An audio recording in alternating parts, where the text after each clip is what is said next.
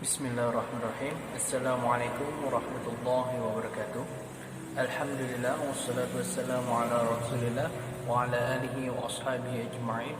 Alhamdulillah, hari ini kita dapat bertemu pada pembelajaran pendidikan agama Islam dan budi pekerti pada pertemuan yang ke-12, yang dimana ini adalah pertemuan terakhir insyaallah pada semester ini, yang dimana kita akan membahas tentang bab terakhir, bab kelima, tentang menghindarkan diri dari tindakan kekerasan.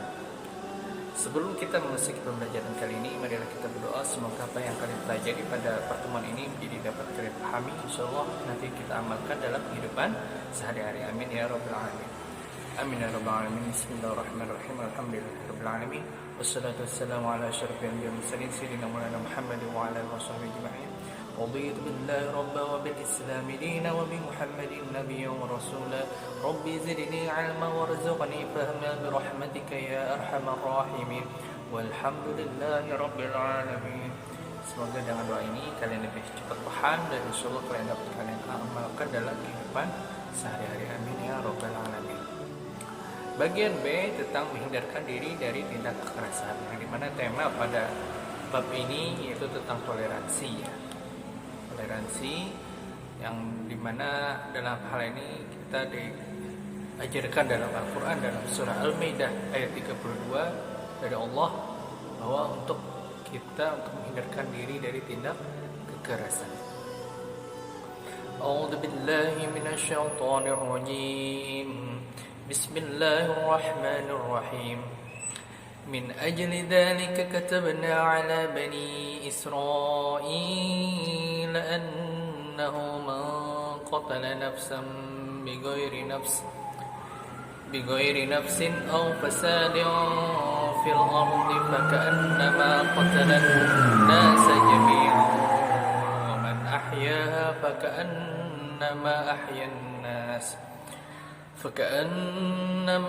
أحيا الناس جميعا ولقد جاءتهم رسلنا بالبينات ثم إن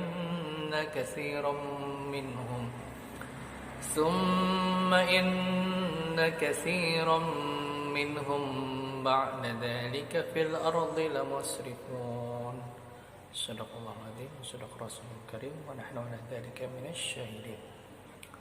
Artinya, oleh karena itu kami tetapkan suatu hukum bagi Bani Israel, bahwa barang siapa membunuh seseorang bukan karena orang itu membunuh orang lain atau bukan karena berbuat kerusakan di bumi, maka seakan-akan dia telah membunuh semua manusia.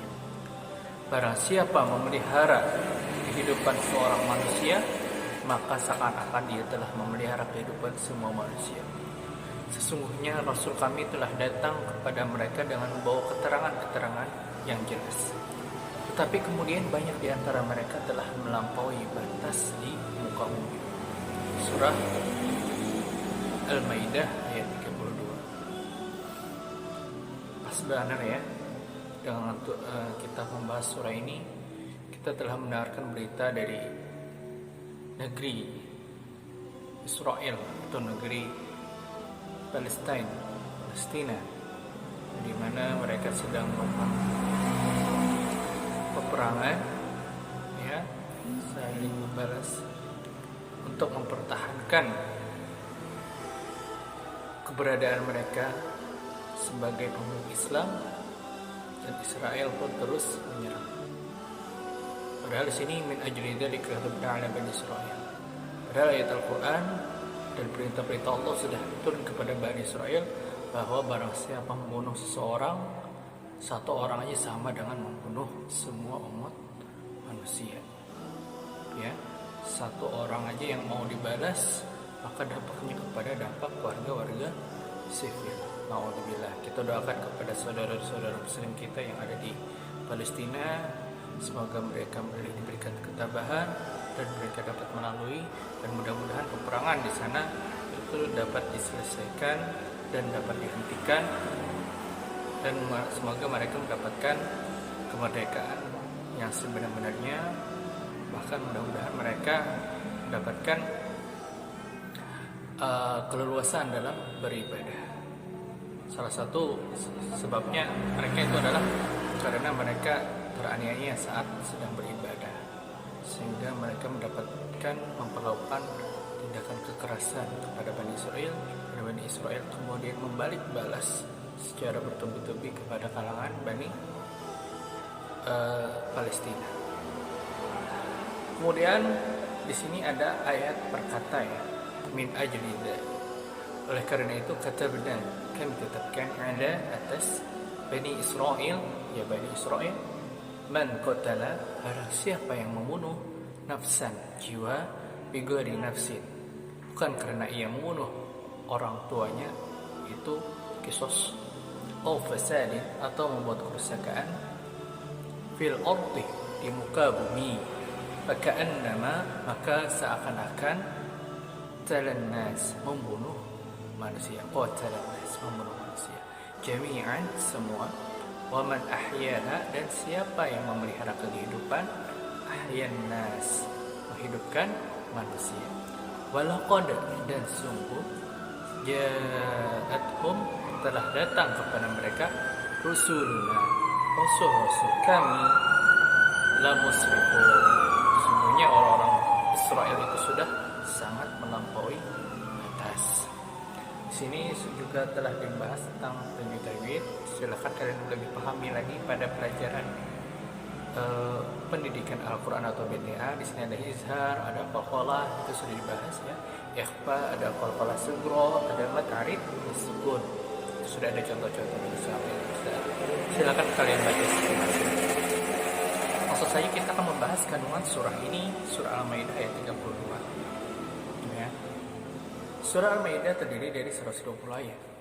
Surah Al-Maidah termasuk golongan surah Madaniyah. Dinamakan Al-Maidah hidangan karena memuat kisah-kisah pengikut-pengikut setia Nabi Isa alaihissalam yang meminta kepada Nabi Isa alaihissalam agar Allah menurunkan untuk mereka Al-Maidah, hidangan makanan dari langit, ayat 112. Nama lain dari surah Al-Maidah adalah Al-Uqud, perjanjian, dan Al-Munqiz, yang menyelamatkan. Surah Al-Maidah ayat 32 menegaskan bahwa Allah melarang segala macam tindakan kekerasan yang berakibat kepada pembunuh. Artinya, segala tindak kekerasan adalah dilarang, baik tindakan kekerasan. Kandungan makna surah Al-Maidah ayat 32. Dalam ayat tersebut Allah menegaskan larangannya terhadap berbagai tindakan kekerasan seperti pemerasan, pemaksaan, tawuran, pertengkaran, perkelahian yang bisa berakibat kepada pembunuhan. Meskipun dalam ayat tersebut disebutkan bahwa larangan membunuh tersebut ditujukan kepada Bani Israel, tetapi pada hakikatnya larangan tersebut juga berlaku untuk kita semua, umat manusia di dunia.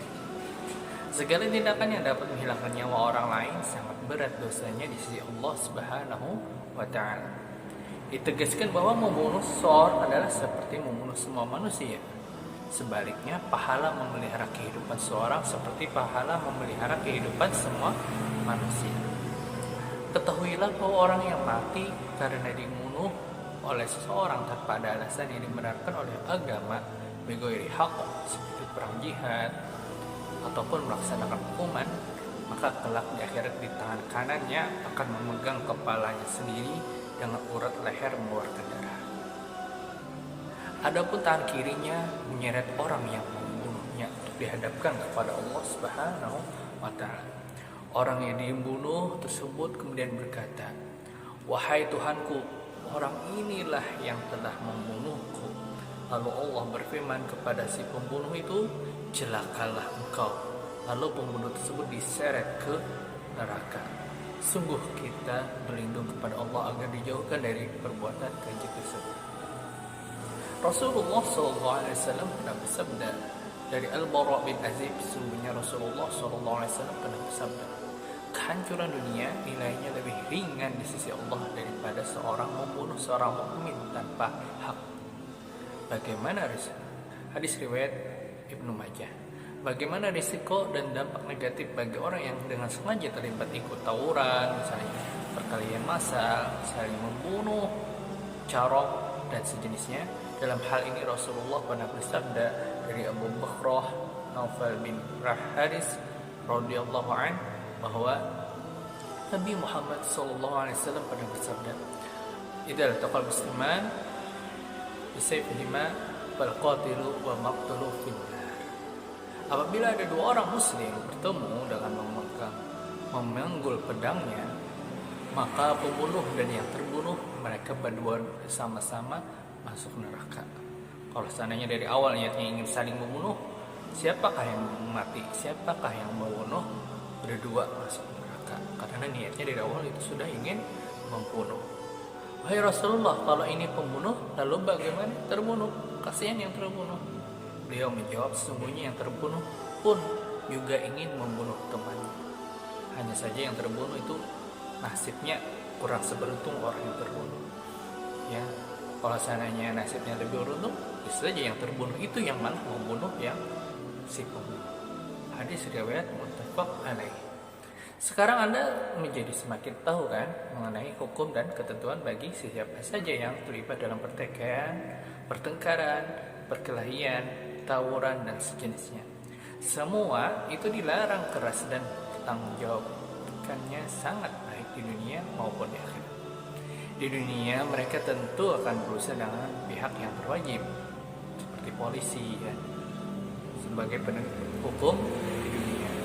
Adapun di akhirat ancaman hukumannya juga sangat berat, gak cuma habis di dunia saja, dan tidak ada yang dapat menghindari dari azabnya Allah Subhanahu wa Ta'ala.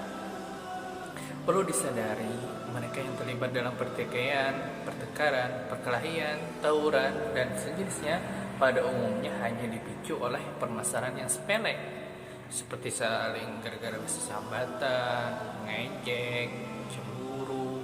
Sungguh sayang jika masalah yang sepele tersebut berujung pada pertikaian yang nanti menyebabkan cedera, dirawat di rumah sakit, bahkan sampai ada yang meninggal dunia, nanti menyebabkan kecelakaan baik di dunia maupun di akhirat. Untuk itu jauhilah perbuatan keji, mulai dari diri kita masing-masing dan mulai dari diri kita sekarang. Selain itu kita dapat mengambil hikmah bahwa hukum qisas, yaitu memberikan efek jerah yang setimpal kepada orang yang telah melakukan kesalahan, sebenarnya bukan hanya untuk orang yang membunuh atau menghilangkan nyawa orang lain, akan tetapi hukum qisas juga dapat dilakukan bagi orang yang telah membuat kerusakan ekosistem lingkungan. Apabila kita melakukan perbuatan sekecil apapun dengan tujuan menjaga lingkungan seperti tidak membuang sampah sembarangan, insyaallah Allah akan mengibaratkan orang tersebut sebagai orang yang menjaga keselamatan atau bahkan nyawa seluruh umat manusia di muka bumi ini. Nah, mungkin itu saja materi kita kali ini dapat disimpulkan bahwa ayat ini berkaitan tentang larangan untuk berbuat kekerasan. Ya. Sebagaimana di Indonesia itu ya, kita jangan sampai melakukan tawuran, perkelahian, apalagi masalahnya gara-gara sambatan atau ingin membela pacar atau apa, hal-hal sepele itu karena cemburu dan lain-lain, itu jangan sampai dilakukan, karena kamu membunuh satu orang sama kayak membunuh seluruh umat manusia, menyakiti umat manusia. Ya, ini diberikan contoh orang yang tidak baik di sini adalah Bani Israel. Dalam Al-Quran, Bani Israel ini sudah banyak diturunkan nabi-nabi seperti Nabi Isa, ya, Nabi Musa, Nabi Sulaiman. Mereka diberikan wahyu, diberikan risalah, akan tetapi mereka malah lengser, berbuat berlebih-lebihan, bahkan sampai sekarang mereka terus ingin menghancurkan umat-umat dari umat lain, bahkan sampai membunuh. Nah, kita doakan kepada saudara-saudara kita Muslim kita yang ada di Palestina, semoga mereka mendapatkan ketabahan dan insyaallah mereka dapat memenangkan atas hak mereka di negara mereka. Mungkin itu saja dari Bapak. Mungkin ini adalah pertemuan terakhir kita silahkan kalian kerjakan tugas pada link pada deskripsi pada video ini. Ada from ya, ini adalah ulangan harian bab kelima, ini adalah ulangan terakhir, ulangan bab terakhir. Jadi setelah ini nggak ada video lagi. Jadi sisanya silahkan kalian jangan sampai ketinggalan tugas-tugas Bapak yang sebelumnya. Totalnya ada 12 video, berarti 12 tugas.